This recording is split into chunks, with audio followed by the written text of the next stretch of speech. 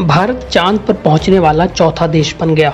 इससे पहले अमेरिका, चीन और सोवियत यूनियन चांद पर पहुंचे थे, लेकिन चांद के दक्षिणी ध्रुव पर पहुंचने वाला पहला देश भारत रहा। 14 पृथ्वी दिनों में ही इसने एक महत्वपूर्ण मिशन को पूरा किया है। चंद्रयान 3 ने वैज्ञानिकों को बहुमूल्य डेटा और चंद्रमा का पता लगाने के लिए और ज़्यादा प्रेरणा दी है। भारतीय अंतरिक्ष अनुसंधान संगठन ने इसके नतीजों को दुनिया के साथ साझा किया। चंद्रयान 3 के प्रज्ञान रोवर ने चांद से जुड़ी महत्वपूर्ण जानकारियां दी हैं।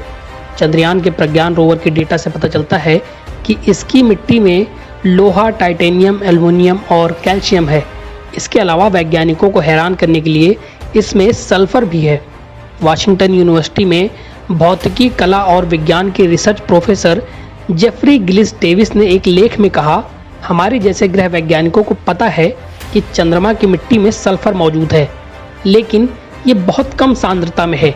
लेकिन चंद्रयान के डेटा के मुताबिक ये ज़्यादा हो सकता है।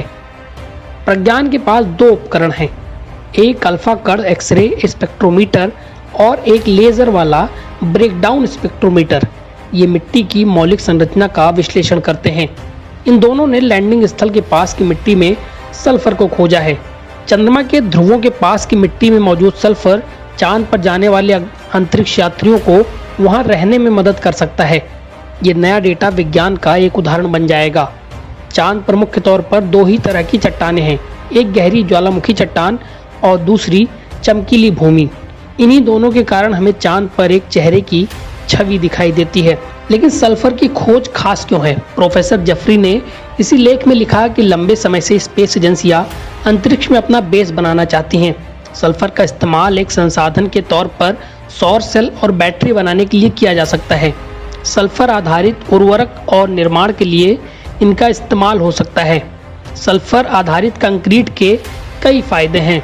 जहां नॉर्मल कंक्रीट से बनी ईंट को सूखने में हफ्ते लगते हैं, तो सल्फर वाली कंक्रीट को कुछ ही घंटे में मजबूती मिल जाती है। चांद पर इससे बेस तो बना ही सकते हैं, साथ ही यह पानी भी बचाएगा, क्योंकि सल्फर बेस कंक्रीट में पानी का इस्तेमाल नहीं होता।